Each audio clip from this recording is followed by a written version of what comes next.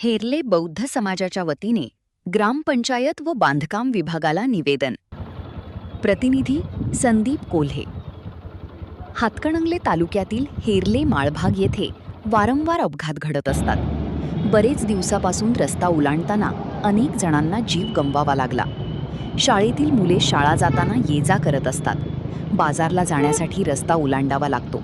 त्यामुळे बांधकाम विभाग व हेरले ग्रामपंचायतने CCTV कॅमेरे, रस्त्यावर गतिरोधक व हायमॅक्स लावण्याची अत्यंत गरज आहे. जर या गोष्टी लावल्या किंवा झाल्या नाहीत, अपघात होऊन अनेकांना जीव गमवावा लागेल. याकडे त्वरित लक्ष ग्रामपंचायतने आपलीच लोकं राहतात हा दृष्टिकोन डोळ्यासमोर ठेवला तर स्थानिक नागरिकांच्या मते वेगळीच भावना निर्माण होईल.